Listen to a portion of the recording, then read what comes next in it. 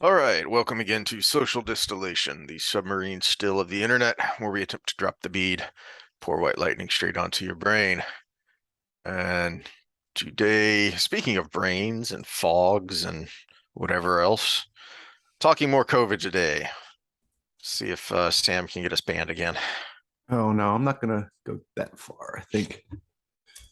Well, Uh I'm curious. Our last COVID episode's still up, right? You didn't say that we'd gotten a strike or anything there. no, we, Um, we didn't get a strike. I know that, but I think it's got to be still up, or we would have got a strike because we've already had a warning. I'm quite certain because we're a channel of nobody. Do we even have 50 subscribers yet? And 53. and we certainly did it when we got our warning. I think it was the inflammatory clickbait title you came up with just automatically flagged something. Yeah, and I've been wanting uh to try to put it back up with a different title and picture and see if it stayed up, but I'm afraid, I'm afraid we'll get that strike because that strike is a week off Hmm. and downstream ramifications as well. So Yeah, and I know that they do say that if you try and upload something that's been struck, that's a big no-no, but hey, you guys never bothered to respond to our appeal. So how are we supposed to know what the problem is? You jackholes. and for those that did get to see it, and it is on Rumble, uh, if you haven't gotten to see it, no, all our videos are still up that we've done recently. Uh, for those that want to see it, it is discussing one thing I kind of want to go into today, but I didn't get all the sources because you were 20 minutes earlier than I thought you would be. But I'll still probably talk about it a little bit. But it's on the adverse event, especially in younger people, and then differences in population density with certain demographics of our country. Hmm. Uh, and so, if you have a bigger adverse effect in a younger demographic and in a younger age group, and a certain demographic has more younger people, you're going to have a disparate effect. Hmm. And so, we kind of played on the social justice, equity kind We of we used paradigm. we used their rationale and the phrases and wording that they would use to describe an inequity. Pretty much everything else in this world until you get to the inoculation. Hmm. And it will have, if we continue to push this, especially on children, it will have a disparate outcome. And then I made that bold prediction after the 2022 elections, but before 2024, we're going to get the gaslighting to push the public to say we never forced this on you, which we're already getting some of that. And the then once that's successful, the this was a racist policy, and they're going to, if the red takes the House and Senate here coming up, Hmm. they're going to say, and you have this, so you need to vote the other way.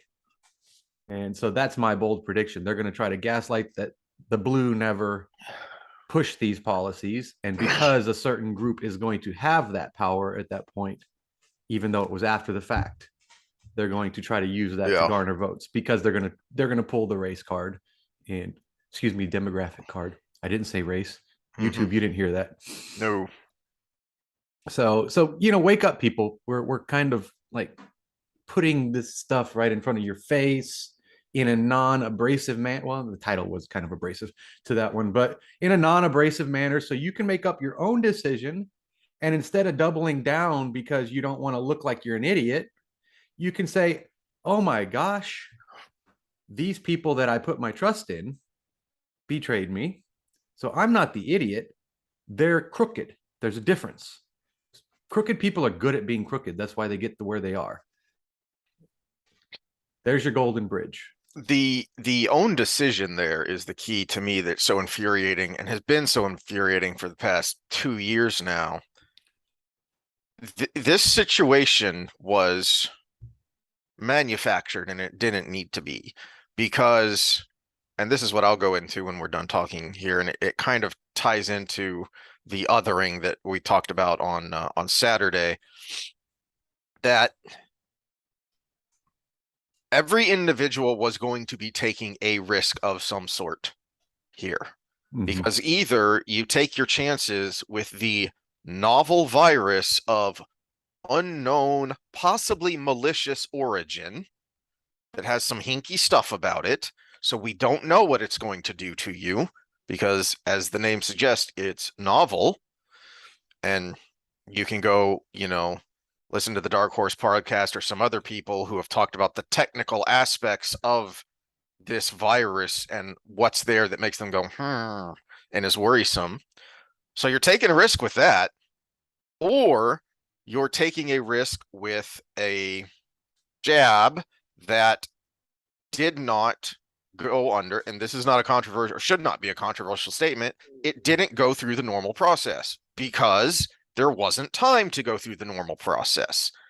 We were told that this was an emergency, that emergency youth authorization was put in place, and so it didn't go through the normal process, which means there could be some problems there that normally would have been caught in the years-long process, and this time maybe, just saying maybe, weren't. So either way, you were taking a chance. So the rigid insanity of people when it came to this was infuriating and disgusting. Well, I'm going to put two things into what you said. First, redefine novel, because novel doesn't mean we don't know. It means when we talk about a virus, specifically novel means your body hasn't been exposed to it yet.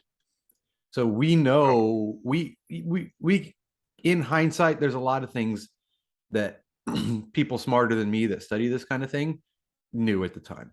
There's just no way around it, because it's so obvious now that, after having to go through and relearn this stuff, it's obvious. And it would have been obvious then if I didn't have to spend the time to relearn it. There's people that knew what this thing as it was potentially going to do. They knew early on it was aerosol, which was part of the issue, because aerosol meant masks don't work. Aerosol meant 6 feet distancing was just made up, and now we find out from whistleblowers that 6 feet distance was That just they made knew up. it at the time. Yeah. And also, I think it always should be said when we're talking about this history here that, as you point out, it was aerosolized, and China knew it and was denying it for months. And aerosol also meant we could be outside surfing without having to be pulled over by the Coast Guard. But also just be outside and be together as human beings. And there were so many things that we did know, but let's just go with your novel that we didn't know anything about it and how it was going to affect us. There was some of that, but people knew. But then the other thing I'm going to add to what you said is all this stuff was happening when we didn't have time to do the trials properly. We've had time to do some of that. And there was no continuation of this process. Why don't we have that data now?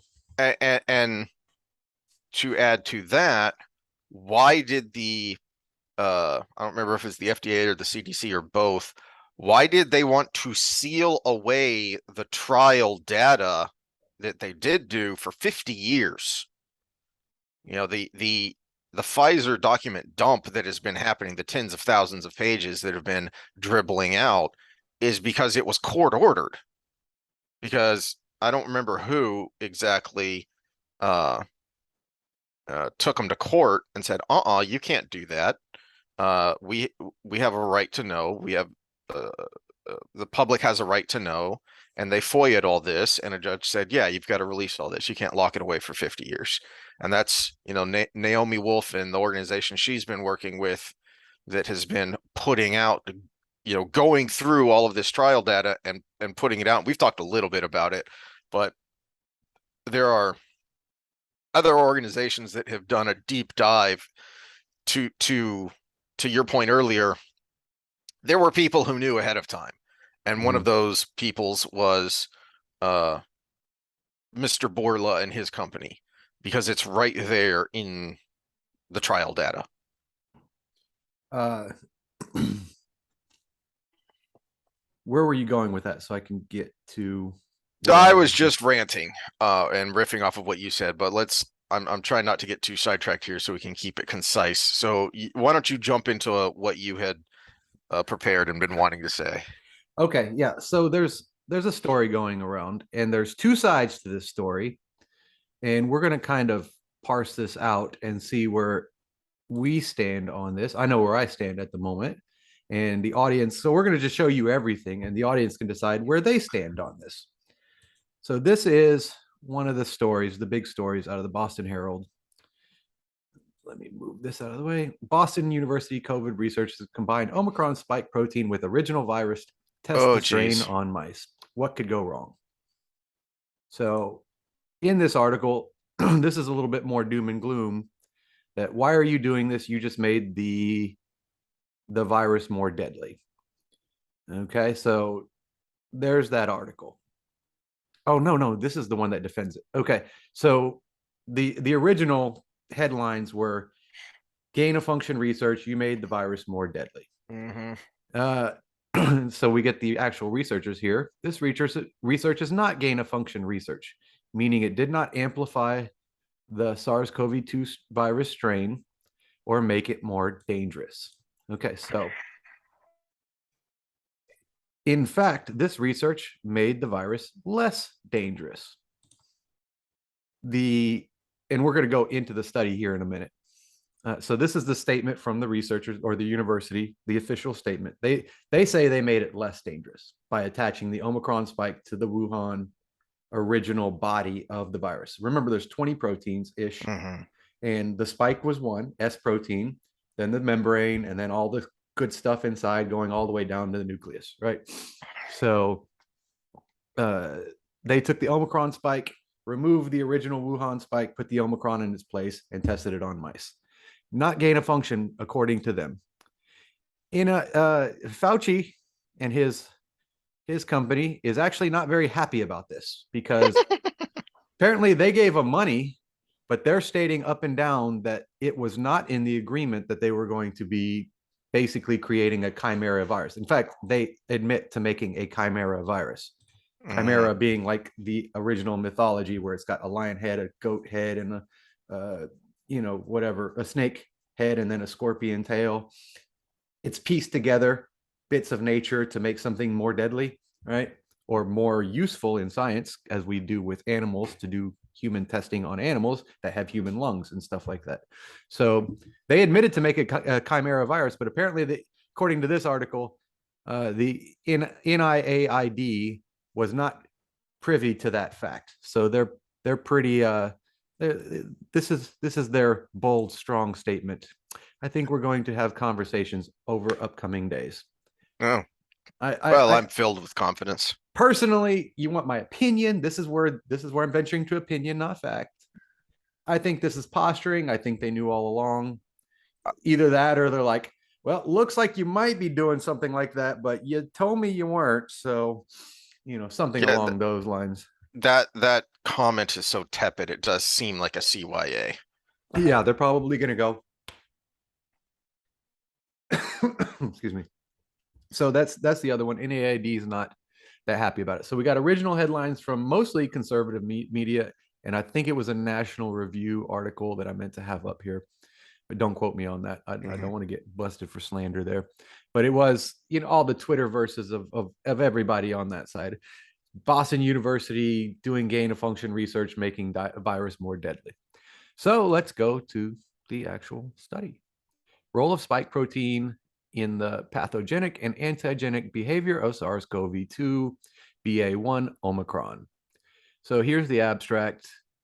What they did was they took basically three arms of the study. So you can read the abstract for yourself. I'm going to go down to the methods. They had three arms of the study, and one of them was rats inoculated with Oh shit. I need to learn how to highlight these like you do. But rats inoculated with original Wuhan strain as it was. So the original Wuhan strain, rats inoculated, 100% of them died. All the rats died. The second group was the S protein from Omicron on the Wuhan body injected into the rats inoculated. 80% of them died. And then the last one was Omicron as it is. So they inoculated the last group with just Omicron. So where they're getting their statement that we made it less deadly was that by adding the Omicron spike to the Wuhan strain, it was 20% less deadly than the original Wuhan strain. 20% from 100% is still a lot, guys. But yeah. So you made it less deadly. Okay, so we didn't do gain of function. We actually made it less harmful. We made the Wuhan strain less harmful by adding Omicron spike to it. Let me repeat that. We made the Wuhan strain less harmful by adding the Omicron spike to it. Well, less what deadly. Strain are we using? Or what strain are we exposed to right now in real life? Omicron still, as far We're as I know. exposed to Omicron, not Wuhan. So in the abstract here, they even say Omicron spike is a major driver of the phenotypes, and is the spike protein itself is why it is more contagious, why it is more spreadable, not more deadly. So this spike on the Wuhan body is less deadly than the original Wuhan. Playing words here. Omicron only mice, every single one of them survived. So if you compare it to the strain we have now, floating around our population, what they made is more deadly and just as contagious. 80% more deadly. 800% more deadly. 800% more deadly. Yes, Yeah. 80% of that. So that's why I was trying to correct you when you said harmful, because no, they're right that they made the original Wuhan strain less deadly, but I would say they made it more harmful. So because here's playing Omicron words, is everybody. more pathogenic. Here's playing words, everybody. If you say, because if you start with the premise that they're mutating, or they're creating a chimera out of the Wuhan virus by adding this thing, yes, they made it less deadly. If you're going under the, I don't know, state of mind, we'll call it, that they are creating something that is more deadly than we're actually have floating around in nature at the moment, then it is the other way around. You can't have it both ways, people. And if this were to escape, we would have an 800% more deadly and just as contagious Omicron is what we would have. That doesn't sound very nice. So no. In very elderly people, the death rate was what, around 1%? Yeah, something like that, I think. So 800% increase would be 8. And we had, well, what's the US attributed deaths to COVID? Is it up to 1 million? So let's get the latest numbers. So we're being factual for the YouTubers here. Because I think that should stick it in people's head. What we're talking about here is the 1.2 million. No, that's cases. Harris County cases. Oh, sorry. My default was Harris County. Sorry, everyone. There you go. There's US. Yeah, there we go. Total cases, total deaths. Yeah, just over 1 million. Okay. So I want to say the population of Houston city limits, not counting all the suburbs, is about 7-8 million. So that's the entire city of Houston dead. That's what we're talking about here as far as harmful Mm-hmm. of what they did here. And it makes me curious what level of lab they were doing this in, because remember, one of the things that came out, uh, well, eventually came out when they stopped banning people for talking about it, was the low level of security of the Wuhan lab. That it was not so that, they show all these pictures of people in the outbreak suits, that people think of from the movies of the full, containment, and that's not what the lab was. The Mm-hmm. lab was just gloves and mask. I think it was at a level that it didn't even require eye protection. All right, and Something like that. let's go back to this to read their conclusion here. This indicates that while the vaccine escape of Omicron is defined by mutations in S, the S protein, major determinants of viral pathogenicity reside, which is how sick it makes you, reside Mhm. outside of S. Actually, it doesn't. You know, you can see what are you doing written, and you can read it two ways. What are you doing? Or, Mhm. ooh, what are you doing? Right? They just read this on the most convenient way for them possible. 80% of them died with the S protein versus with the original strain with its own protein. So therefore, the S protein is not what makes it pathogenic, right? No, that just tells me 20% of the damage from the original was done by the original S protein. Well, that's why the major there is confusing to me. Is what do you mean major? Yeah, Mm-hmm. as I, the layperson who doesn't know this witchcraft, understand it, what they're saying there is that there are other determinants of viral Mm-hmm. pathogenicity. But here's the thing, those other determinants only affect you if the dang disease actually gets into your system and becomes systemic, which is determined by the S protein. And It they're it they're they're talking about it's less dangerous now. They didn't test for the important reason why you don't want the Omicron evasive S protein on the original, because you're more likely to get infected with it the S protein because it replicates so fast in your system and it binds better. uh did they say in the why what was it they said why they were doing this research? Because I assume it was to try and figure out why Omicron is so much more pathogenic than previous strains, right? That's what they were trying to figure out, is trying to isolate what factor in Omicron makes it spread so much more and so much faster than the previous strains. From reading it, that was part of it, but also it almost seems like a post hoc trying to justify why we use the S protein for other things. See, S protein Oh, in the again by that conclusion they wrote that was completely contrary to everything that happened in the study.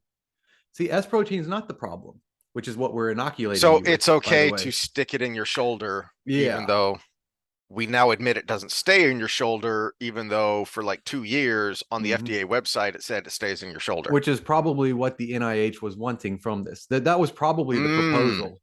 That was probably the proposal to NIAID was we're going to see how much the S protein is, and they just probably kind of just blew over the methods because they're like, yeah, this would be awesome for us.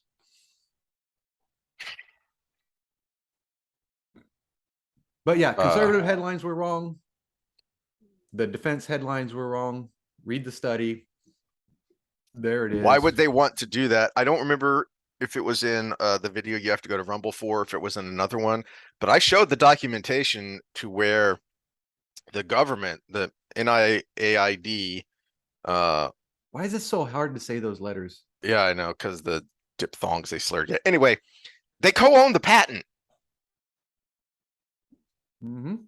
They co-own the patent with uh Moderna. Moderna. Yeah. So yeah, they have a vested interest in showing that no, this is fine. It's all fine here. You know, cue the meme with the dog and the house is on fire. Yeah, everything's fine here. So I just wanted to kind of that's been one of the big news articles for the day, and I wanted to go right into the study because I've heard a lot of pundits referencing one of those articles to counter the other one, or the other one to counter the first one. And it's it neither of them are right, because you have to actually go into the study and see what they did. Hmm. And the thing they didn't test for was the spreadability, the transferability, because they inoculated the rats. They made it systemic from the beginning. They injected you with the thing. They did it. I think that that's a good point that needs to be for lay people like me to be fleshed out a little bit. Is there's a difference between exposing a test subject to a pathogen and actually injecting it in. Yeah, Because if you want to compare transmissibility, which they're claiming to have done, you inoculate one rat and put it in the cage with the other rats. because you pointed this out before when we talked about COVID, because it is a an aerosolized virus, the uh the body's defenses start on the outside. So your mucous membranes Mm-hmm. and stuff are already fighting against the virus as it's trying to enter your system. So that's going to weaken it depending on your system and depending on the virus. Mm-hmm. So, but if you inject it directly into you, well, there it is. Mm-hmm. Then it's all up to the T cells and the white cells and how well they can fight it. Which is my main point with the inoculations. You know, they have they've compared the myocarditis rates amongst the different ones: Pfizer, Moderna, uh, J&J, and then COVID itself. And COVID was pretty equal to some of the other ones, but Moderna was through the roof. Well, what's the main difference? And one of the confounding factors, they're like, well, if it's the spike protein, you should get it from the disease as well, which is true. Mm-hmm. I mean, the spike protein is there either way, right? You're guaranteeing a dosage. Mm-hmm. That's why Moderna was the highest, because And it's the wasn't it the more biggest dose. concentrated? Yeah, it's the biggest dose. So you're guaranteeing a dosage, where in that COVID group, you could have symptoms, but it actually still never leave this area of your body. You just have it like really, really bad sinus issues. Mm-hmm. And you could have gone in and got tested and really had a bad headache and all of these things to go along with it, but it never have been systemic in your body. Like Whereas someone who was in the hospital on a ventilator, that thing was basically head to toe in their body at some recycling, point. yeah. Yeah. You caught it early enough. You probably caught the Wuhan strain, didn't you? It was either Wuhan or Alpha at that point. Okay. So I think Beta was just coming around. So I would have had to have some shit luck to get Beta. yeah, and I think it isn't that the one that started in the UK and then bounced back here. Yeah. Um, And so then Delta came like 3 months later. yeah. No, Delta's the one that started it in the UK and then bounced back. Anyway, so did you ever I thought Delta feel started in India. you may be right. I first That heard was the about whole it in point, the UK. because the inoculations push the mutation, and it Yeah. was, well, it's actually started in India, which was not a very Yeah, that's right. Because I first heard about it spreading in the UK. Anyway, but to your point, did you ever feel like it settled much in your lungs, or was it mostly sinus and brain fog? sinus, brain fog, headache. Yeah, I didn't even really get a cough. The loss of smell, but that tells you it's systemic because it broke the blood brain barrier. So Mm, okay, but it stayed. All the symptoms were up here, basically. yeah, but yeah, we know it was vascular, because the reason it messed with the brain was because it shrunk the blood vessels by Mm. irritating them. So Well, you you were should getting, drink more then. yeah. I I actually did a Don't pretty do good that. job of not drinking too much while I was sick. That's a joke. That's not medical advice. Day 20, by the way, day 20. Huzzah for you. Oh yeah, it's wow. It's already 20th of October. Okay. I know, but I know it's bad because I'm already trying to decide what drink to celebrate with at the end of it.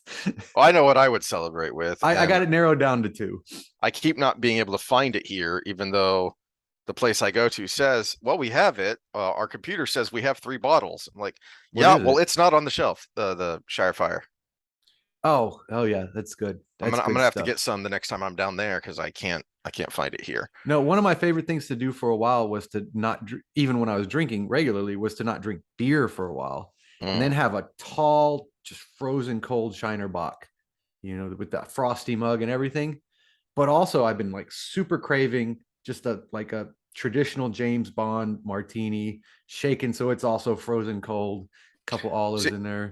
I love that infused cinnamon because to me that's like dessert Mhm. without actually eating the calories and fat of a dessert. Oh, So that's my dessert, and so it kind of satisfies that craving, I can see that. I don't like sweets though, so unless it's Oreos and brownies. I've even kind of, well, brownies I still like. I've even kind of drifted away from those though.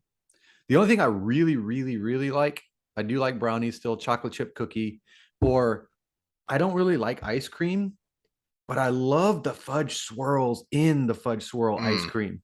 So I kind of like just try to scrape out the fudge swirls into my bowl and leave everybody else the ice cream without fudge. Well, on That's that kind note, of that's kind of rude, isn't it? all right. Well, we've gotten ourselves sidetracked, so it's time to Well, kind of shift topics you wanted here. to talk ESG, Yeah. Well, but I have a segue to that using the COVID stuff. well, to me, it's all kind of interconnected because so much of it is about othering, which is kind of what I was ranting about at the beginning of our COVID topic talk is the othering that goes along with it and the mentality that you have to be in to allow you to do that so easily. And so irrationally, to my point is you were taking a chance whichever way you went with this with COVID. Mm-hmm. And yet there were plenty of people who were rigidly and vocally, no, you have to take this path. Well, hold on. You're taking a risk no matter what. Isn't it for me to evaluate the degree of risk, which risk I'm most comfortable with? Okay, well, let's segue into another COVID topic that's going to drift us towards the ESG Hmm. thing because we had something that was done yesterday and is going to keep going. This is from our regulations.gov Oh, here, the geez. official website. Yesterday, they voted and passed to add a certain thing to this. I'd heard they were talking about it. I had not heard they did it. Now, I wanted to bring this up because the conservative headline, in fact, let me put that on another tab. And oh, there was News for San Antonio National Review. That's conservative, right? Mhm. Okay, so the Yeah, conservative. that's like old school classic conservative, Reagan conservative, if you will. So the I don't know who this author is, but we'll vote to Um, up to we'll vote on an updated childhood immunization schedule. So that's one thing versus what they actually did. And this is an important okay. distinction with an actual difference. It doesn't seem like much. Now it's a step in that different direction. And I have no doubt they're trying to go for this, but this is to revise the vaccines that are available in the vaccine eligible children program, vaccines for children program. So this, if you are poor and you cannot afford to go get Mm, vaccines, this is the program that pays for it. So what they voted on was to add it to the list of things that will be paid for if you want to take your child in for their normal inoculations. It's not a big step away, but it is different than adding it to the schedule because then adding it to the schedule would do two things. First of all, it would pressure states into making it to where you had to have this to go to school. yes, and Now, that is that's still the what. state's decision, not the CDC's. Well, mostly, but there are states who directly tie. That's what I'm saying. It adds the pressure of that Well, overarching. I believe there are states that would make it automatic. That whatever the CDC list is, that's the state list. Yeah, we got that going on a lot of policies though. Just like the Mhm. the states that automatically rebounded to no abortion when Roe v. Wade was struck over. Yeah. You know, it still is the state's decision. The state had just already made that decision. Yes. Okay, Yes. so uh, so that's one distinction. The other one is if it was added to, this just makes it free for people that want it. What if it was added to the schedule? It would be given blanket immunity forever, just like Mhm. the EUA, but without having to have the EUA. And that is where the danger comes in. Which makes me. I had another thought, but that makes me think that's what's going on here because I'm not the only one who's been saying, "Hey, how are we still in an emergency 2.5 years into this?" Well, our How, president says we're not. yeah. How are these drug companies still operating under the emergency use authorization when there are FDA approved therapeutics that they are now advertising? Not only are they still there, they just voted to extend it 3 more months. So it makes me think that they're waiting to get their uh they're waiting to get their next set of immunities so they don't have to worry about it. Now, I've been saying that I don't care about the immunity.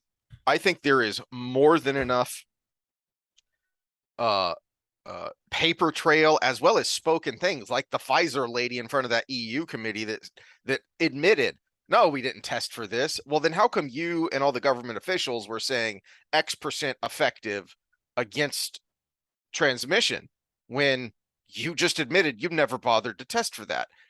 I think there is more than enough evidence that that the private and public officials here engaged in fraud, which means they lose their immunity.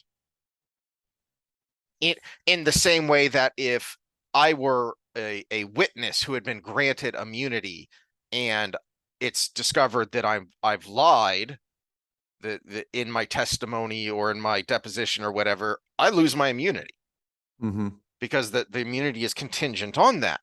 So if you're engaging in fraud, and I think conspiracy fraud, you lose your immunity. So screw them and whatever shenanigans they're trying to pull here. But the first thought I had though actually is that um I remember hearing that guy of the hell no wasn't a choice. Um I wonder if they're just trying to muddy the waters here because remember back in the first year of by the Biden administration in September, they came out and said they were going to have the Department of Labor look into establishing guidelines and regulations for um, mandates, but they never actually did it. But because they said they were going to do it, a whole bunch of companies, either because they wanted to do it anyway and this gave them cover, or because they felt threatened and pressured, started doing it anyway. And so, and because the pressure was there and the waters were kind of muddied, but there was no one to sue. It's a lot harder to sue a company mandating than a clear and pretty obvious overreach of a government regulation because you have a whole bunch of people who will immediately have standing and can sue in federal court and get an injunction. Well, same thing here. You've just muddied the waters, and there may be states or districts that are going to put this on their schedule because of what the FDA did, but now you've split everything up into a bunch of jurisdictions and you can't just, cut the head off the snake and go into federal court with to get an injunction and say, no, you can't do that. Well, and we've got the studies like out of Thailand where they measured troponin levels after the inoculation, and high troponin levels means you have subclinical myocarditis. You have inflammation of the heart. You have translation. You have damage of the heart tissue. And I remember hearing about the Thailand study, but I didn't know the details of what it said. that was confirmed by the latest study out of Switzerland. And why the CDC hasn't done this study why we haven't forced the companies to do post market studies like all drug companies are supposed to have to do as they release things into the public. Why we haven't forced that to happen uh, is beyond me. This is why Dr. McCullough had to be canceled and shut up, because he's been Oh, saying this from the very beginning, that this is what's supposed to happen. This is what normally happens, and we're not doing these things. well, I brought Paul Offit up for a reason, Mm, because the FDA panels, when we were going through this originally, the scientific panel, state of emergency, looks like it's going to work. We've got some data from Pfizer that says it's going to work, which would apparently they didn't get it all. That now that we know that, but okay, approve EUA for rounds 1 and round 2 of the original shot. And then when the whole talk of that's not enough, transmission is apparently not being stopped by this. Oh my gosh, these companies withheld information. Gruber and Kraus, the top 2 FDA medical panel advisors, quit because apparently their opinion was no longer wanted. So they were put in a situation where quitting was the most graceful way to go. And Offit stayed on, and he voted no to the 5 to 11-year-olds. mhm. And him and one other person, and I don't know the name of the other person, and he voted no to the 6 month to 5-year-olds, and he was uninvited to the later votes. No, excuse me, 6 month to 5-year-old. They didn't even consult the medical panel. They bypassed it and just voted on the bureaucracy end. And then so yeah, your recommendation from the FDA was not even voted on by their scientific panel, by the way. There's if you didn't know that, start doing your homework. Uh, but uh, but then they're starting to vote on all these boosters and everything, and he has made his opinion pretty clear that we don't have enough evidence to go with this, and a lot of the things we had before is not panning out. I would still defend my previous votes, but I would vote no. And because they know he would vote no, they uninvited him to the next panels. So it's pretty easy to get a yes vote when you just don't include the people who were going to vote no. Mhm. So the deck is stacked. I think that was his quote. It seems like the deck's Yeah. already stacked. And hey, you think it has anything to do with the fact that the patent is co-owned by the government? That couldn't possibly have anything to do with it, could you? No, because now you're conspiracy theorists. Because combining the government with major corporations is fascism. We don't have that because we got the fascist out. Remember, he's gone. Yep. That, all right. Well, thank you. You just segued me. Oops. Okay. No, no, because this this is how this is how you other and this is how you short circuit people's brains. Is the reason you had people driving around in their car alone with a mask on is because you scared the crap out of people. And there are legal cases ongoing right now disputing the claims that were used to perpetrate this state of fear, which is actually a book by Michael Crichton that I've been meaning to get because it looks interesting. It's a standalone book that is basically, he wrote in the 90s that is kind of like this.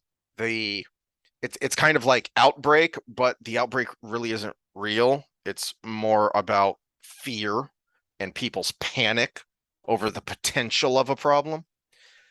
Anyway, but if you convince people that there is this looming existential threat, like that the president is literally Hitler, you can get away with just about anything.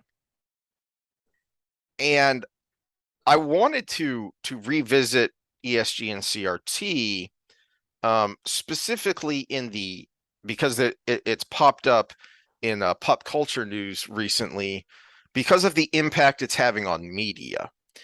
And we've ranted about this in our Wheel of Time rereads and a review of the series about what was wrong, but I want to go into why it happened, No, that's my which, last bullet point on the notes I had put oh, together for this. Yeah. So the othering, the panic, the fear porn. yeah, yep. Specific for ESG. Yeah, and I thought this would be a good segue because where is the problem here?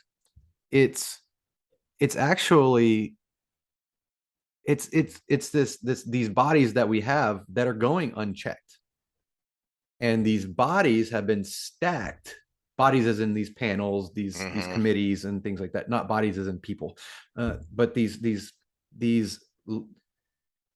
these entities that are there are making decisions on our behalf with absolutely zero accountability, with no checks, no balances, and there has to be something we can do about it, but I don't know what it is.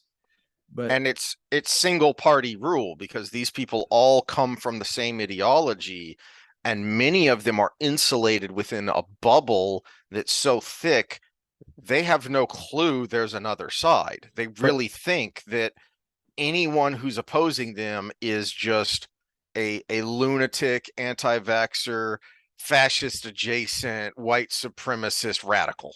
no, it's not just that. They're all compromised. They are bought. Oh yeah, these panel members on the FDA committee aren't being paid directly by Pfizer now, but Mm-hmm. where do most of these guys go to work after they do this? Where do they get these big paychecks afterwards? It's Well, and like I've brought up and showed with Fauci in particular, but th they can co-own and get partial rights for things that they help initiate the development of. So even while they're still in government service, they're still financially linked to these companies, these private companies. mm-hmm. And so And we've had time, and this is where the goes back to the 90s with the FDA when they were allowed to take most of their funding from pharmaceutical companies because they were mhm, too slow to get things approved. Well, too slow to get things approved sure does speed up when the company that's paying you is the one that wants you to approve their product. Uh, so this has to be changed. This has to be done away with. And in fact, th- none of us even really heard about this until COVID situation. And then it started really just, it was too, the emperor lost his clothes. You know, I don't think anybody would have approved to this. We it wouldn't have was voted for this. it was a ingrained Byzantine system that you can't just like pull one thread and unravel it. It's locked in, and Mhm. that's and so the example I was going to use was Hollywood because it's the same way. And I think one of the ways they kind of get away with it in their own minds, even though, as you put it, these people are bought and paid for, they're compromised, they're biased, but I think most of them convince themselves they're on the side of the angels. Mhm. They're the science, as Fauci says, he's the science. And they're on the side of science, they're on the side of medicine and saving lives and the greater good. Well, same thing with ESG and CRT. It's equity. Who could Mhm. who could be opposed to equality? It's the environment. Well, Who's opposed to the environment? there's more to it than that. When you said you wanted to continue, I had to dive deep Oh, because so we got these panels that are compromised, and this mm-hmm, slowly happened. Compromised people kept taking over the chairs. We got the CDC, which is compromised, where administration and bureaucracy, including the social justice bend, keeps being having people placed inside one after the other that never leave, and eventually it becomes an activist an activist entity. Same thing with the DOJ, same thing with the FBI, same thing with all of these government entities, which leads us to the question: when it comes to ESG, why would a company like Exxon be anti-oil? mm-hmm. Yeah, I talked about this Saturday. Is it you look at the commercials for oil companies, and it's all about their investments in renewables. What? Yeah, well, but why would a company like that be anti-oil? It's their profit margin, right? They're not making any money by virtue signaling. They would lose money by a move away from oil. They're a publicly traded company. And if you own a majority of shares, you have people on the board. Who owns the majority of shares of Exxon? I'm gonna guess BlackRock. Yes, you guessed correctly. BlackRock. And they put three guys on the board, three people on the board that are activists to do their bidding. And there's also other people, activists on the board. Vanguard has people. Pol Former politicians get on boards a lot. People don't realize Mhm. that. All right, why is Apple so woke? Well, gee, I don't know. Could it have anything to do with the fact that Al Gore is on the board of Apple? Why? What does he know about innovative technology? So Oh, well, he basically, invented the internet. I guess that's why. these giant companies like BlackRock hijack another company by buying up a bunch of shares, which they do with your money, by the way. BlackRock's Yes. an asset manager, which means you put into your 401k, they take that money and use it to do these things. When you look at that, I don't remember the number. They have a ridiculous amount of assets, but it's not like Google and Amazon have a ton of money like in direct assets and even in cash because they've made so much money over the last few years. The ridiculous number for BlackRock though is assets under management. Mm-hmm. They're like a property manager. They don't actually own all the rental properties. They just manage all these rental properties, and it Mm-hmm. gives them an incredible amount of power, especially if the actual property owners aren't paying attention. So they're using your money to buy majority shares of companies, putting their activists on the board because BlackRock benefits from these big giant bank bailouts and wars in the Ukraine and all these other things that make money for big giant corporations. And then they use one like Exxon, which was the biggest at the time. They make all of this happen, and then they use Exxon as a cudgel against all the other oil companies. Because if you want to keep up, you've got to do the thing the biggest one is doing. Mm-hmm. And so they do the same with Disney. They do the same with all the basic Hollywood was easy because actors and actresses are already kind of Yeah, disconnected from reality to begin with. and And that's but where I then was who going to also go. Yeah, funds media?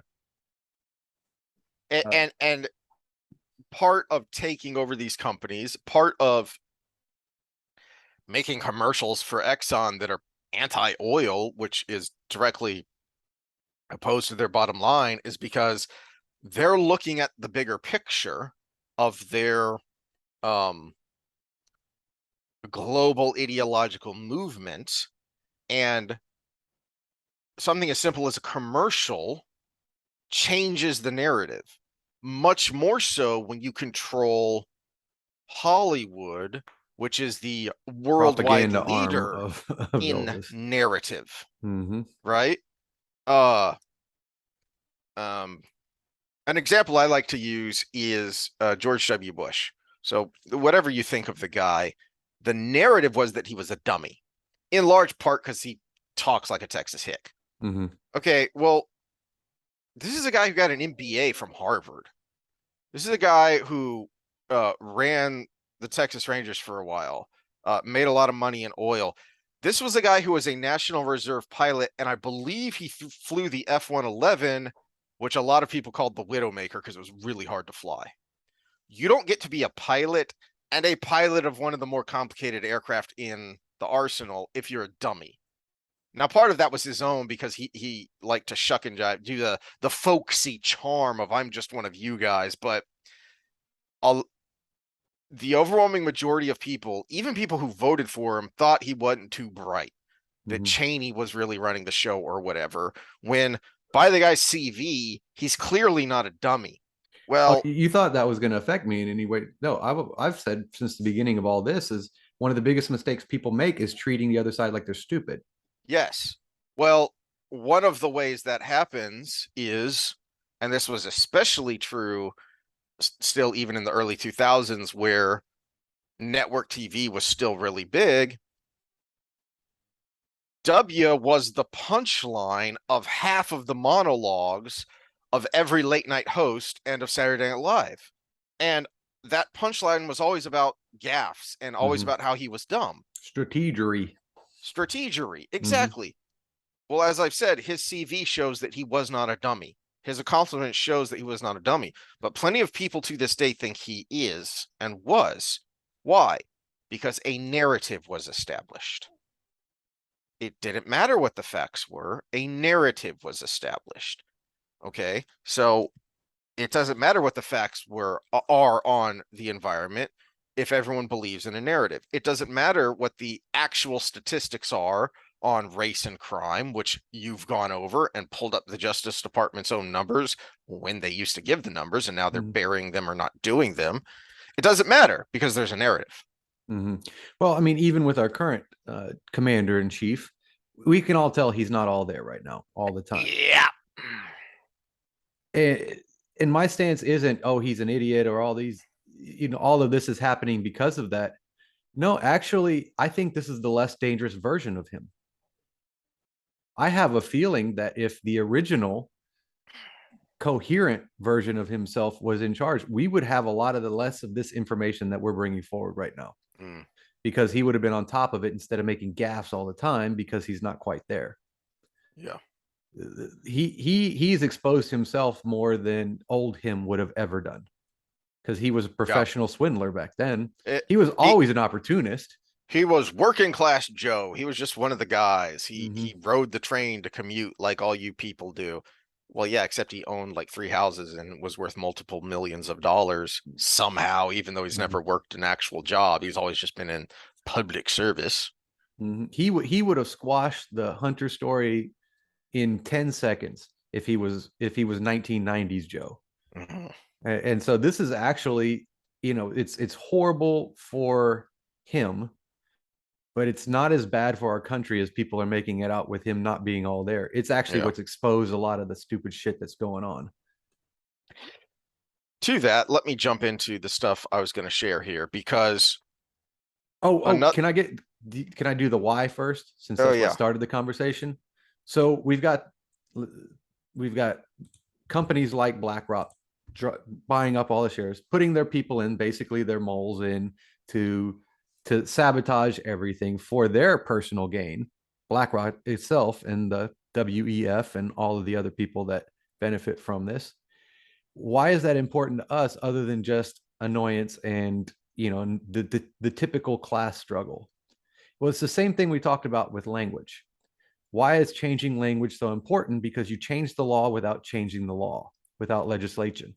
You change the language, so the law means something different.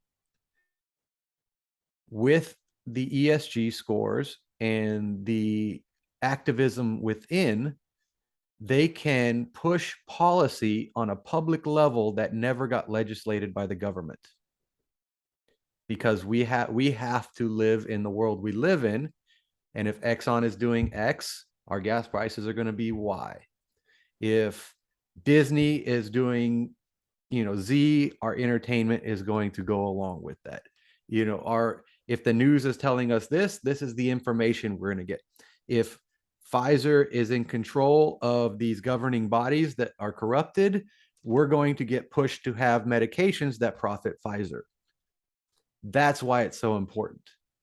Because this system that is being basically gamed by these giant asset managers to push these social issues are why these social issues nobody agrees with keep coming to the forefront.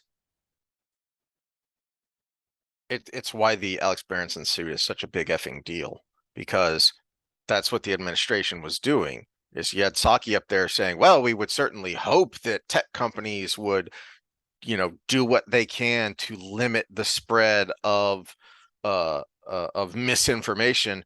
So you have the government instituting censorship, but they're not directly doing it, so there's no one to sue to get a court to make it stop. Well, then, and as further information that he's released from his FOIA requests or his discovery show, Pfizer's CEO, Gottlieb, also wrote Twitter to have him removed. So we've got, 3 days before he was removed, I think the email was Yep. 3 or 4 days. Yeah, you've got direct communication from government and interested parties to censor someone. But also it creates situations. Again, you're getting basically policy forced on the public that never was voted for. So if they pass this inoculations into the vaccine schedule, and this is a policy that they've already put the EUA on, right? It's approved in an EUA. You can go do it if you want to, but less than 5% of parents have taken their kids in for this. That tells me that 95% of the country doesn't want this. That's not Democrat or Republican. Yeah.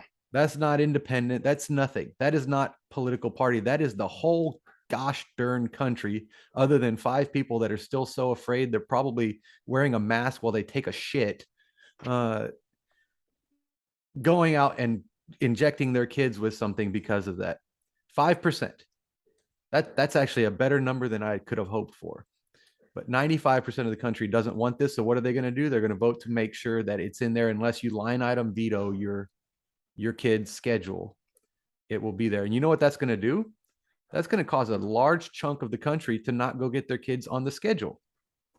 And so they're going to be missing their MMR. They're going to be missing their polio. They're going to be missing their what other, all the big ones, the big ones that we don't want to show up. MMR is already showing up in places now. Polio is already popping up in some of these blue areas because the parents that are so stigmatized for not wanting the certain inoculation are fighting back against them all now. That's the reaction you got.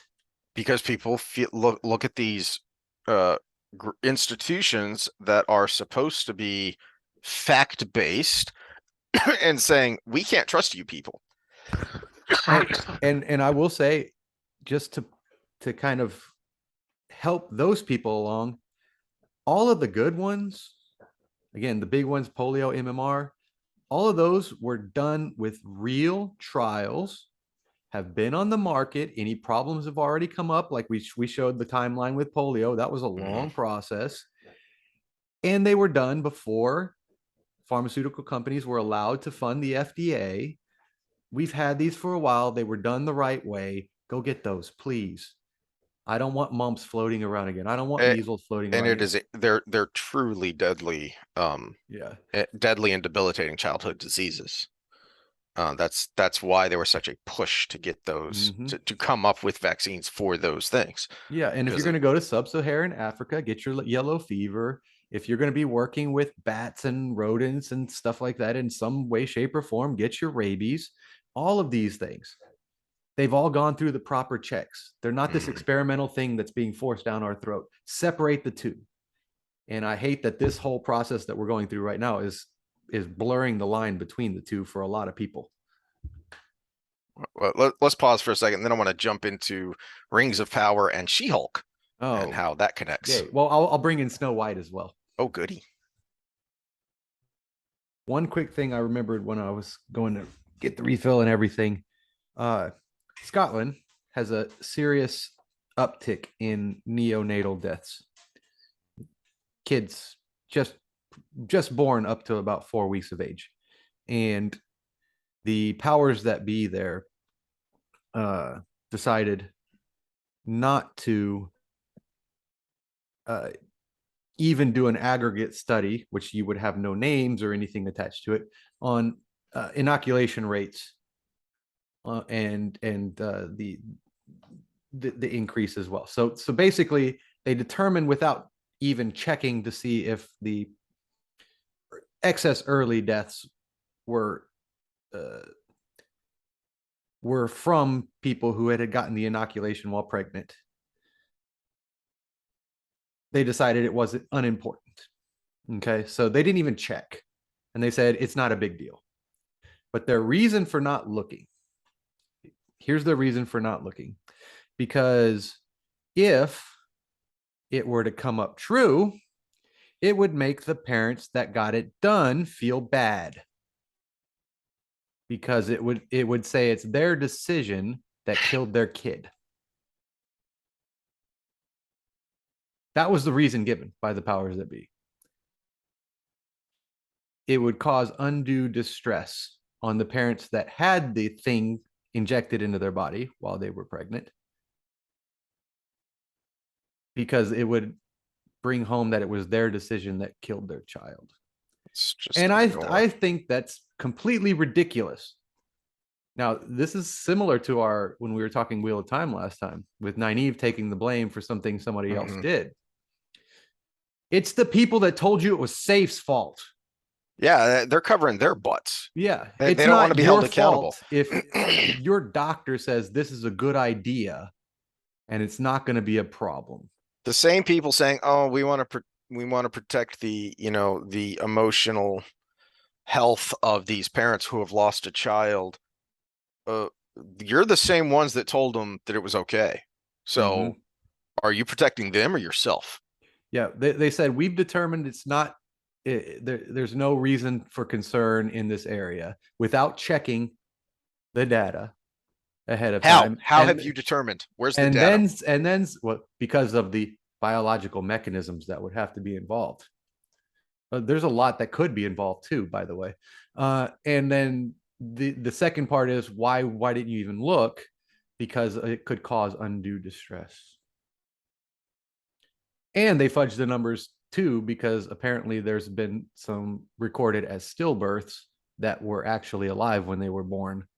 And that ties the hands in Scotland of I didn't know this. I got the Dr. Campbell gave me the breakdown of how coroners work in the UK. Is it's kind of a check. Everybody gets an investigation into their death, basically. That's the coroner system. So even if you die of natural causes, like you have a heart attack, the coroner still does the whole thing. And if anything funny comes up, they report it. But they're not allowed to do it in a stillbirth situation because the child was already dead when it came out if it's a true stillbirth. But if it takes one breath outside of the womb, the coroner's responsible for doing the autopsy. And apparently there's been a rash of children dying very quickly out of being out of the womb and then being recorded as stillbirths. So That should still cause a problem because stillbirth, I mean, it's 2022, it's not 1922. mhm. That should still show an uptick in, hold on, what's going on here? And I thought we were supposed to care about children, especially young children. And, I mean, that's to the point you were talking about. That's why we have a schedule of immunizations. That's why we work so hard to find vaccines for these childhood diseases to protect children. And now all of a sudden, it's not that important. Okay. All right. So She-Hulk. first, we're going to start with one of your guys, One of my guys. Dr. Gadsad. Oh, okay. Diversity, inclusion, and equity, and the death of meritocracy. So I accidentally found this while I was looking for something else, but it works. Oh, quick point to summarize. The why was the policy thing, but the other one was to keep us fighting. Sorry.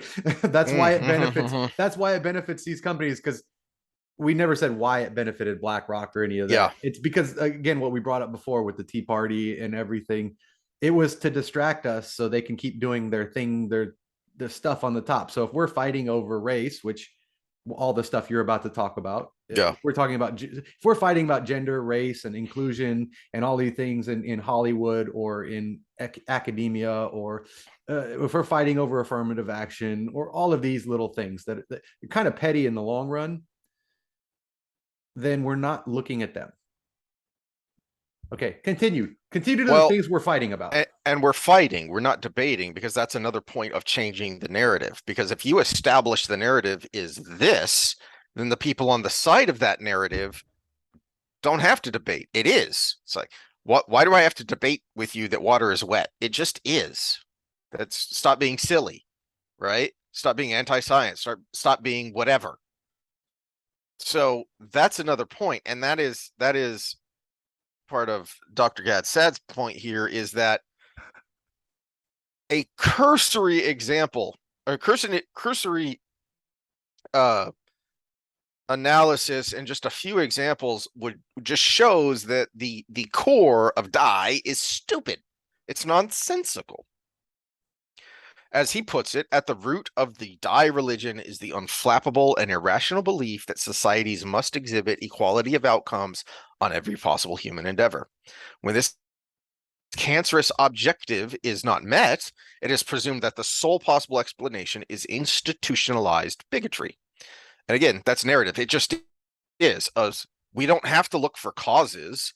We don't have to say, we don't even have to look for the cause of why the bigotry exists. All that matters is that it is bigotry. Well, I'm better at writing with my right hand than my left hand. I need equity here. But my Clearly. left hand's better at wanking. So is that balance? Sure. Of course, people with functioning brains recognize that most complex phenomena are multifactorial in their causes. In other words, a disparity in outcomes is likely caused by a large number of factors, of which institutionalized bigotry might be absent from such a list. For the reader's interest in the pernicious effect of the dye religion and its attack on the meritocratic ethos, please read The Parasitic Mind. Do you have that book? Yes, he has that book. With that in mind, let's apply the liberating framework from the dye religion to a broad range of phenomena. You'll note that there is nothing in my satirical take that violates the central tenet of the dye cult. And I just want to go with one of them because it's coming up here. So it's relevant, and then we'll skip down to his conclusion. So this is just his first example. Of the nearly 200 countries that have participated in men's soccer World Cups, including qualifying rounds, only 8 countries have ever lifted the trophy.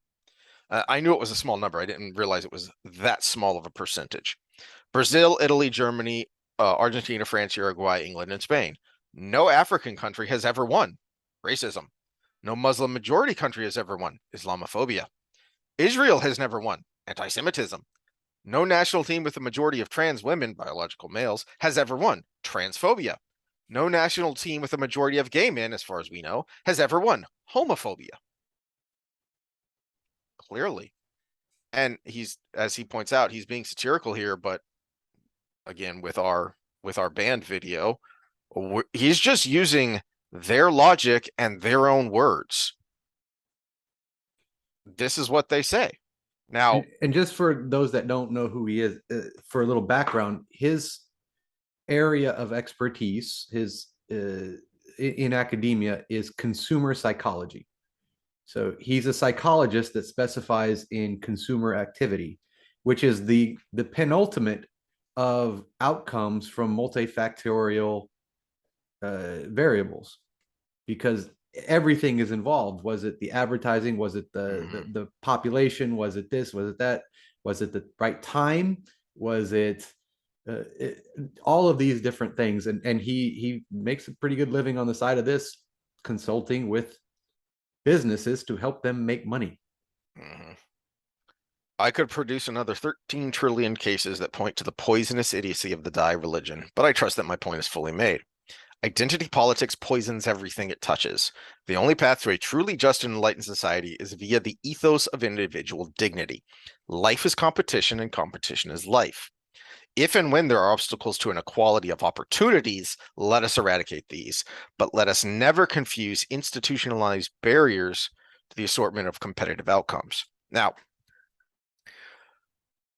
I found this when I was looking for something in particular, which is that people have been talking for a long time in entertainment circles about the growth of nepotism in Hollywood.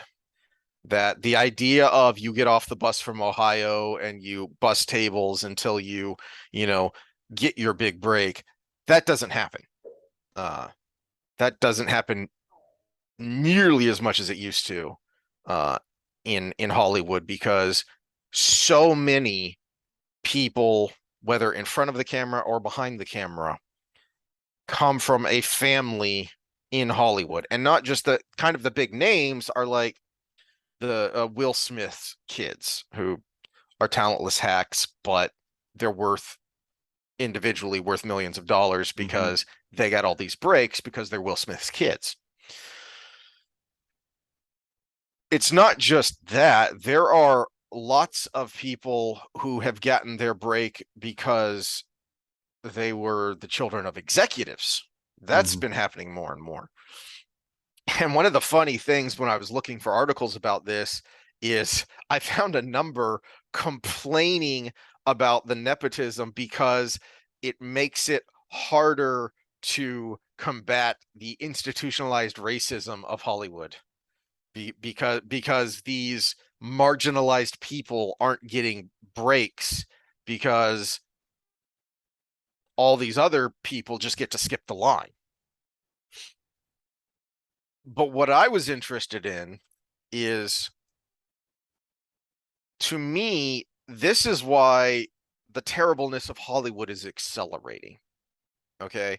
So not only do these people live in a bubble of wealthy cosmopolitan Los Angeles, they grew up in abnormal circumstances. They grew up not knowing what the real world is because it's worse than just rich kid syndrome. Because it's bad enough when you have a kid grow up in wealth and so they don't have, they don't have a good conception of how the world works and what it's going to take to get ahead in this world. But you add on top of that the ideological bubble that they grew up in, all reinforcing each other because their circle of people are all like-minded, wealthy Hollywood ideologues. And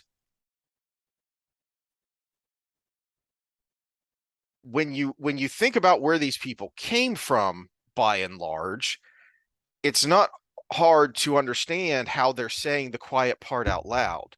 It seems mind-boggling that so many companies routinely and continually insult their customers. When people complain about something, when there's a big outcry, when the Rotten Tomatoes score of something is cratered, it's all because of toxic fandom. And these companies come out and routinely insult their customers. Well, if you grow up in this little bubble, you're on the side of the angels, and or no, it really is a minority of toxic people, because how could anyone disagree with this? This is all about fairness and inclusion and goodness and niceness. How could anyone disagree with this? So the She-Hulk finale has been getting roasted because it turned out that the big bad guy at the end were online trolls, literally. She-Hulk star, and I went to the Bounding into Comics article here because I don't want to give the I don't want to give the click to where these statements were originally made. But they've done some good articles on this stuff, and some of the stuff that's being said in Variety and the Hollywood Reporter and elsewhere, where these people are. And I think it's also an important thing to point out is when these people go to Variety and Hollywood Reporter, these big established entertainment journalists, they're talking to each other. Those are industry magazines. That is the industry talking to itself. It's a big circle jerk. So keep that in mind of they're talking to their peers here. And so they have no problem saying that the series exists as a fuck you to critics. The head writer boasts, part of me really loves trolling the trolls.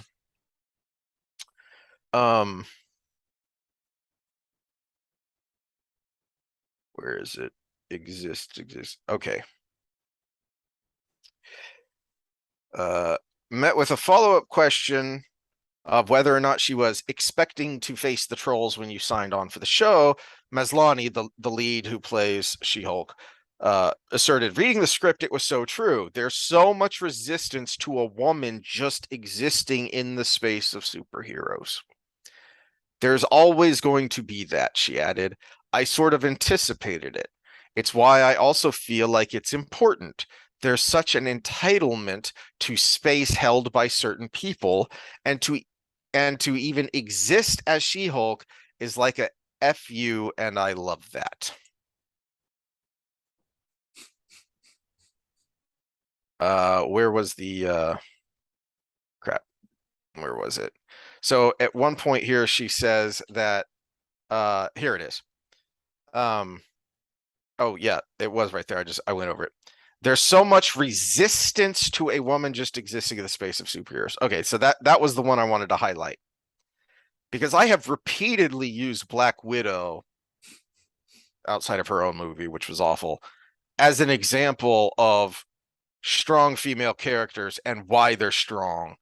And she was one of the favorite characters in the whole freaking MCU, that the first part up to Endgame. Mm-hmm. She was by far one of the favorites. It's why her death was so impactful, because they had created a likable, lovable character. But there's a resistance to women just existing in this space. Well, even I don't know if you watched it, the Supergirl show Mm. series. That was good for about a season because it was just about Supergirl. But then it got like ultra political after that, and everything was for a cause. But And it was good enough in its first season that it was able to coast for a while yeah, with an audience. well, Did it? not this audience, because as soon as it just kept going down that road, I was like, I Mm, just lost interest. I don't even know yeah, how it ended. yeah. I think it went for like 5 seasons though. The CW universe went for a while. The DC stuff on CW, but so I don't remember how much of a comic book nerd you were, but in the 80s and 90s, I read a lot, and so even though I didn't collect a lot of She-Hulk, I'm familiar with the character and with its run. It's especially stupid that she says that because she's playing a character that is a fan favorite from the comics that has long been a very popular run of her own, not connected to the Avengers or to the Hulk. The She-Hulk run as a standalone solo comic has been a good seller and has been a fan favorite, especially in the 80s and 90s. There's no resistance there.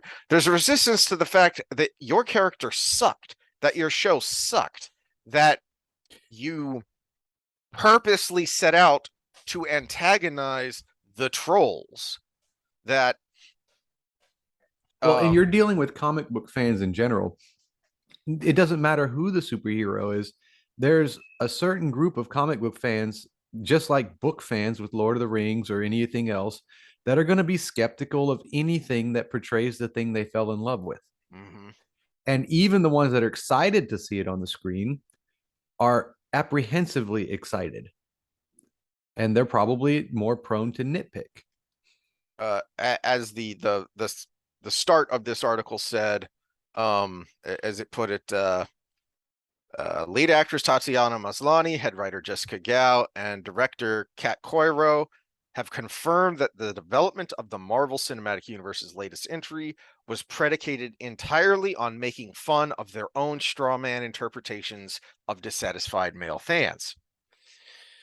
But when you live in that bubble, and when you have othered people who who disagree with you, it's very easy to make straw men, and the straw men become more and more ridiculous.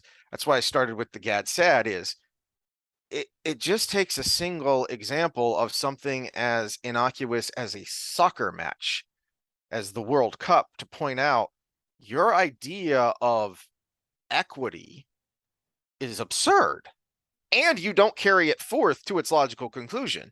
If you're going to carry equity to its logical conclusion, then how come 80% of the NBA is black instead of 17%, which is as I believe, about the U.S. population of blacks? Because then you do mental gymnastics and say, well, because this is, reparations for the centuries of discrimination, blah, blah, blah, blah, blah. No, they don't even go that far. Like the whole, again, making Ariel black, or well, Supergirl. They made redhead dude, uh, Jimmy Olsen, Mm-hmm. black in that one. Which, again, if you want to know who's vulnerable in Hollywood, don't be a redhead. They're going to make you black. So all the redheads just lost their job. That's the thing. But it's not. They don't even go that far. They don't even go that far to justify it. They just look at you and say, "Why do you have a problem with it?" They're trying to get you to say that thing that is going to expose your bigotry and your racism. Why is it a problem? I mean, it's just an actor. And There's nothing deeper or more nefarious behind it. It's just the person who got the role. there is no limiting factor. It's entirely subjective, and anyone who disagrees with you as a terrible person. We're escalating here. Uh, uh, and it allows you to go to more and more absurd places. Hey, remember how we talked about the don't say gay law and Disney and called them groomers, and nobody watches our show, but other people have as well, and people are losing their shit.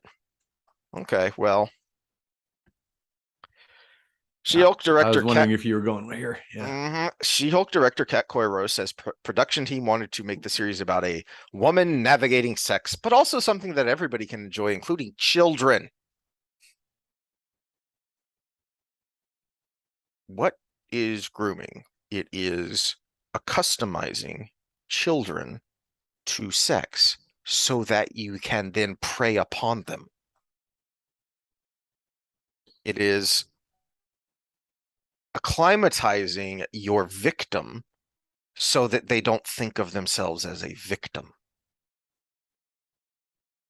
And it's interesting that they chose this picture because this is one of the scenes that people pointed out of the woke creators. Look at that guy's face. Look at the size difference. He doesn't look very consenting to me. Swap the genders and tell me what you would say about that scene. You would say the person on bottom swapping the genders, the woman on bottom just got raped. Schnoo schnoo. That's date rape.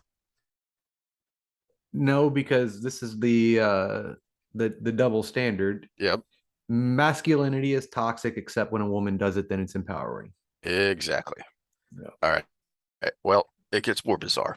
According to She-Hulk attorney at law director Kat Coiro, in addition to trolling the trolls, a secondary goal of Marvel's latest Disney Plus series was to present a story, quote, about a woman navigating sex, but also make it something that everybody can enjoy, including children.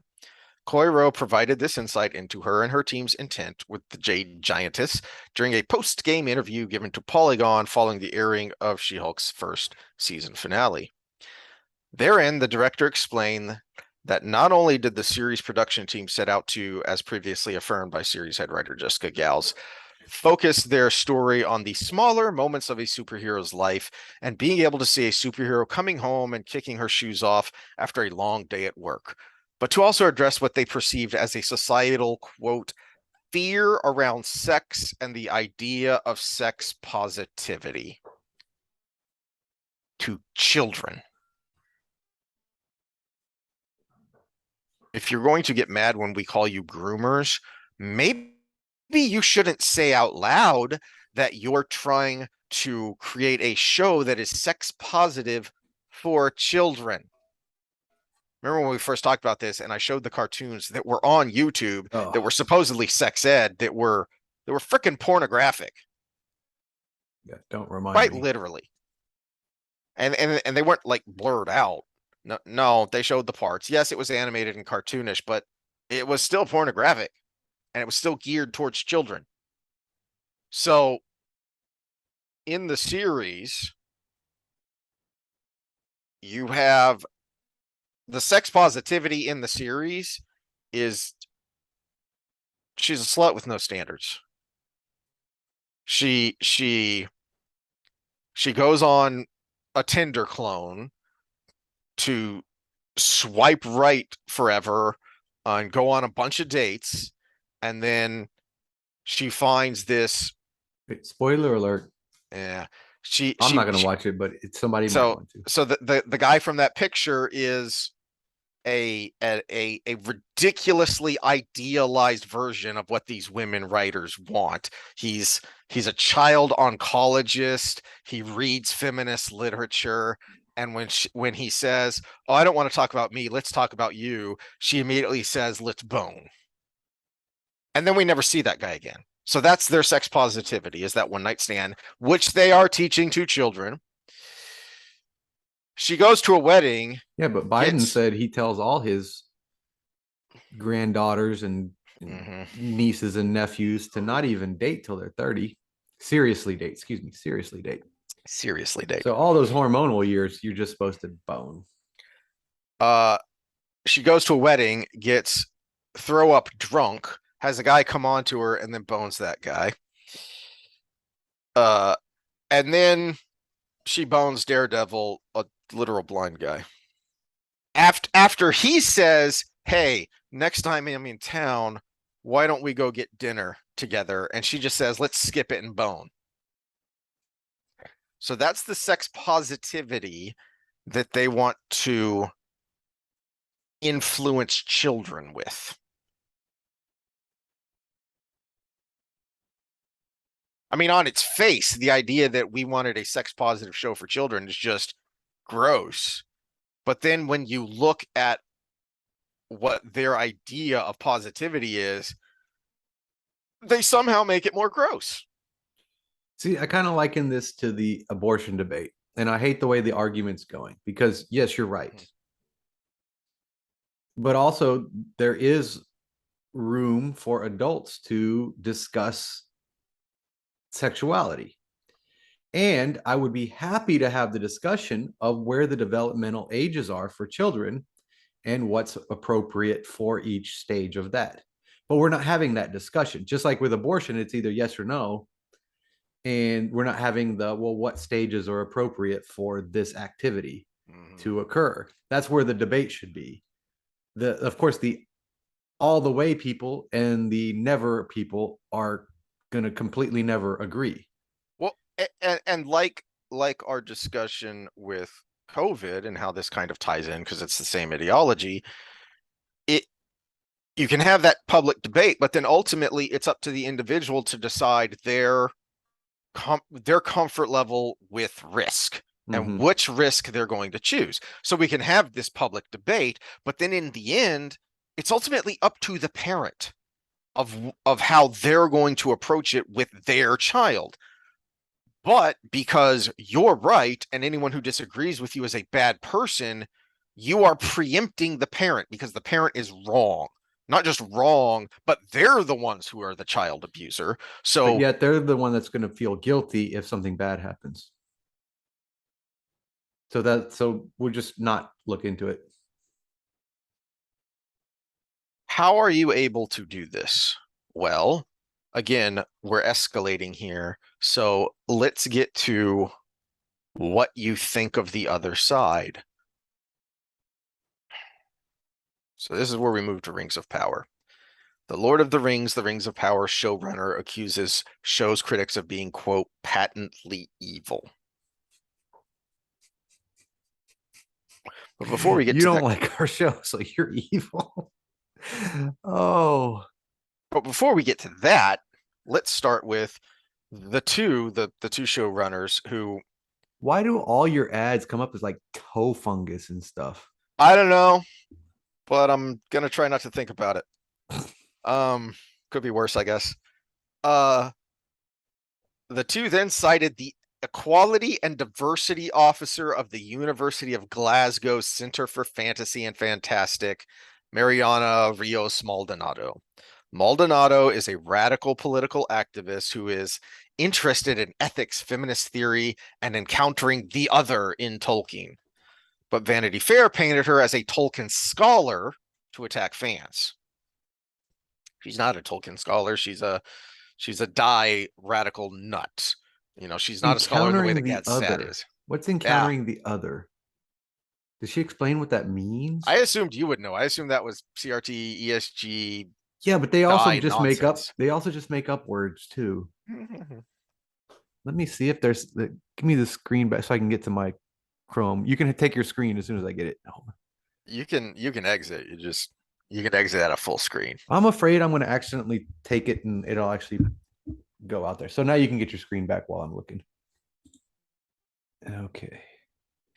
Um, Maldonado did what Prime Video and Vanity Fair wanted. She disparaged fans, telling them, quote, obviously there was going to be push and backlash, but the question is from whom?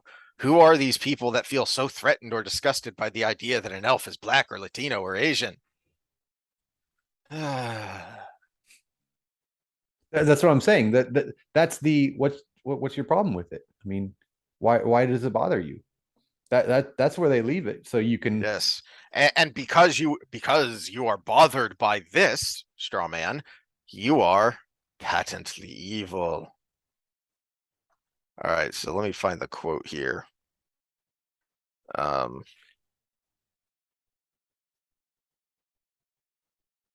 Okay, here we are.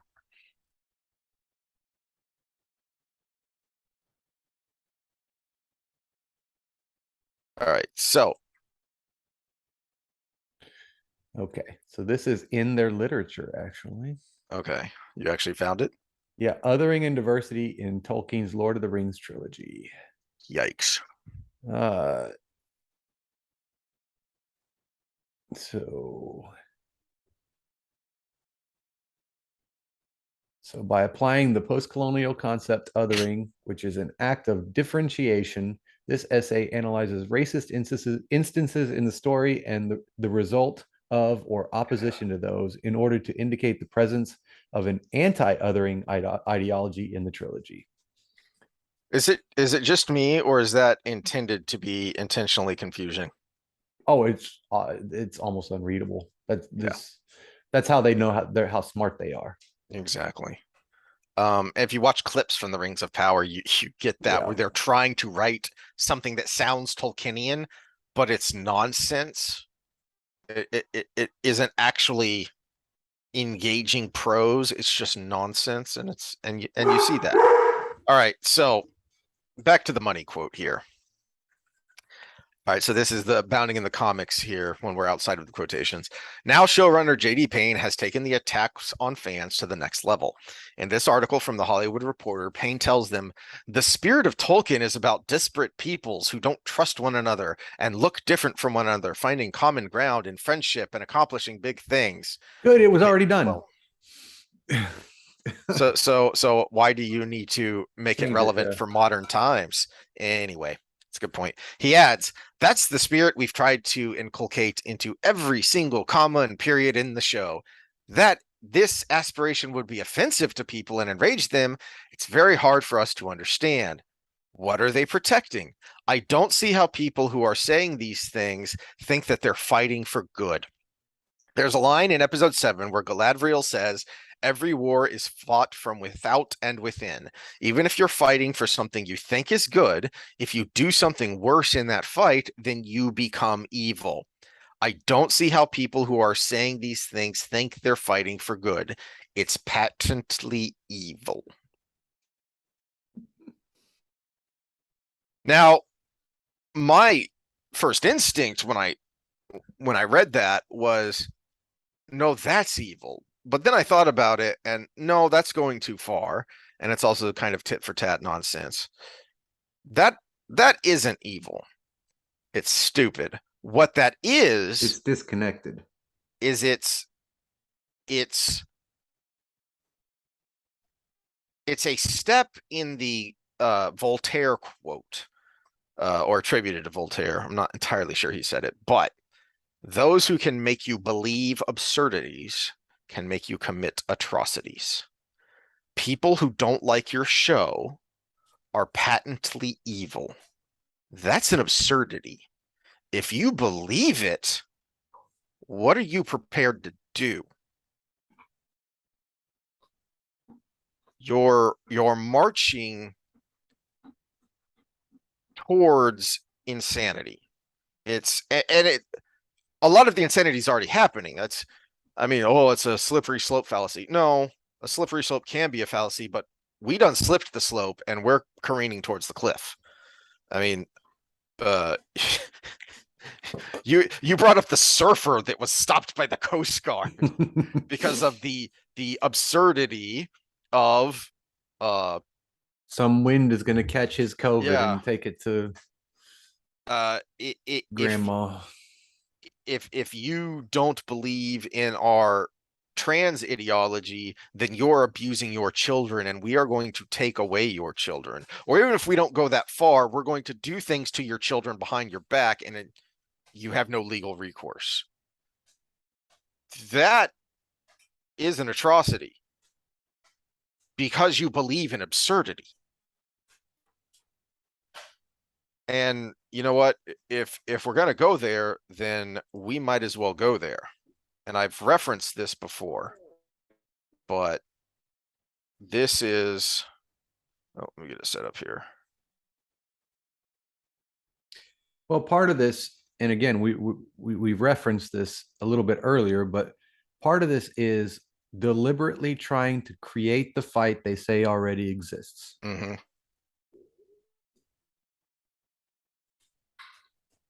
This is the World War II channel. Go and subscribe. And this is their War Against Humanity series. Reichsführer SS Heinrich Himmler explains as much in a speech to a conference of SS Gruppenführer in Posen, occupied Poland.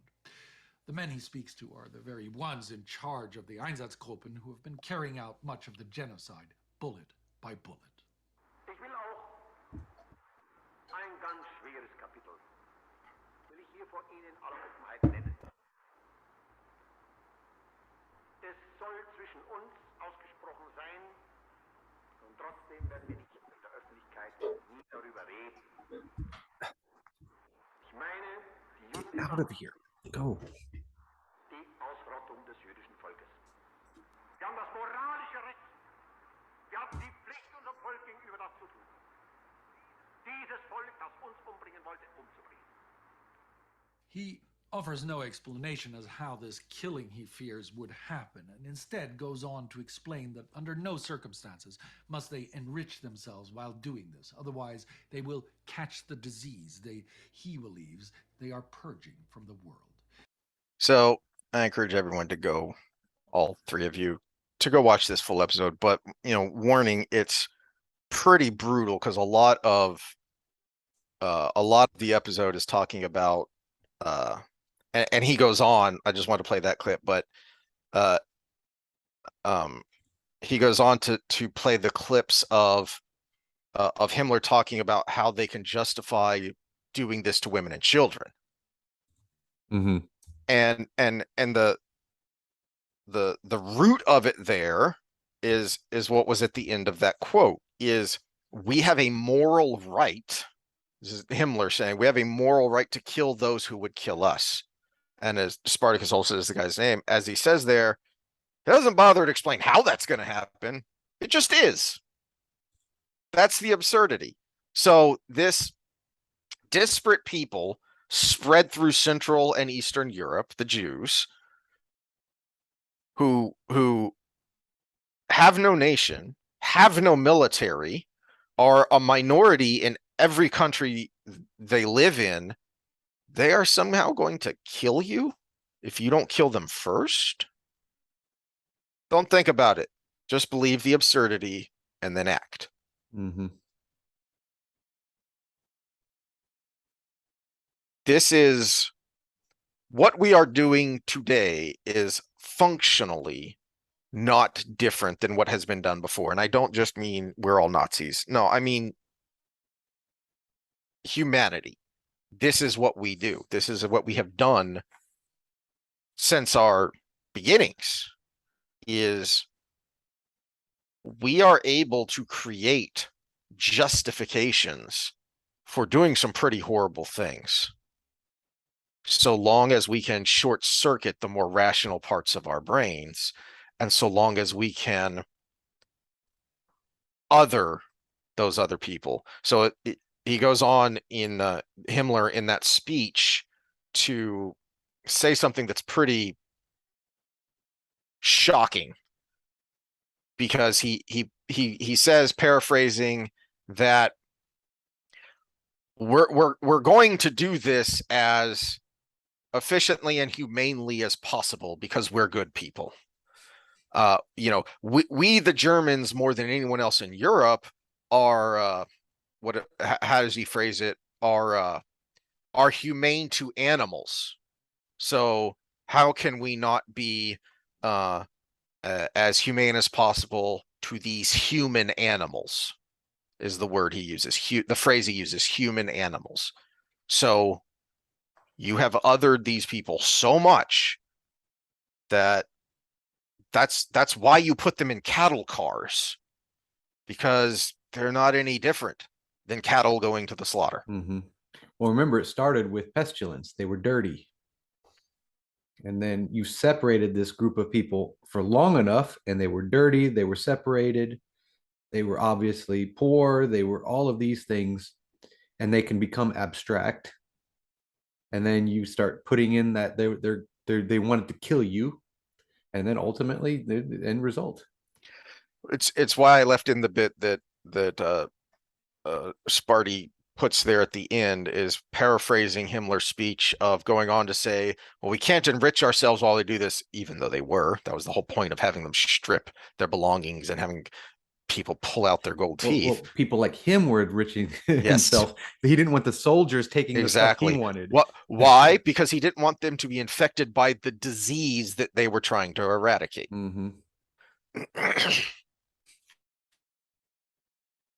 Well, I'm glad I could leave us off on a high note here, because I've got to get going, but Damn it, we didn't get to Snow White. all right, next time.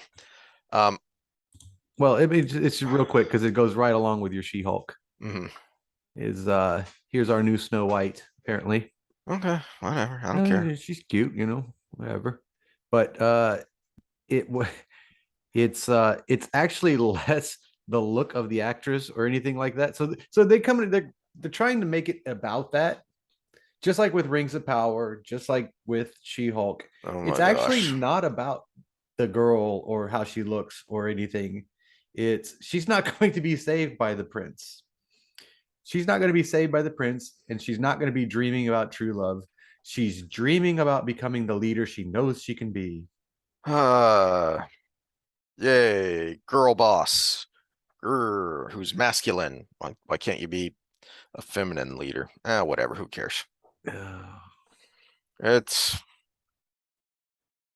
is the die religion, as Gadsad puts it. It's the cultish adherence to it. And back to your She-Hulk, the Polish Colombian actress was clearly eager to preemptively clap back at haters. Preemptively clap back. It's not clapping back if you're preemptively doing it. Mhm. A supposed faction of militantly bigoted Disney superfans whose very existence is still up for debate. Yes, it is. I'm clapping at the haters who haven't said anything yet, but maybe because your show's going to suck because it's about an empowering Snow White. Yeah, and one because the live action Mulan was awful, which doesn't have dwarves, because thank you, Peter Dinklage. You did a great job in Game of Thrones. Doesn't mean we have to listen to you. Yeah, can we stop doing that now? In fact, early in your career, you kind of made your career based on this stigma that you're saying shouldn't exist. Just throwing that out there, by the way. Well, I don't have any final thoughts because I've depressed myself. So, all right. Hopefully it was more informative than depressing to anyone watching. Disclaimers, consult your doctor. Hopefully Boston has better security than Wuhan. And yeah, read the stuff for yourself. Go to the preprints, go to the studies. Don't just read the headlines. Yeah, that's it. Take care of yourself. Vitamin D, exercise, good food. Exercise your brain too. Don't get caught in these traps that we were talking about here with these lunatics. Yeah, and talk to your neighbor about something else. Yes. If you live here in the Houston area, we just won last night. We beat the Yanks. Woohoo. Woohoo. I don't watch baseball, but I could hold a conversation about it and pretend. Yeah. Yes. Go pretend to be interested in your neighbor. Wait, I don't think that's exactly what we were trying to say, but yeah, not with binoculars and Vaseline. But On that note, we'll see y'all next time. see you next time.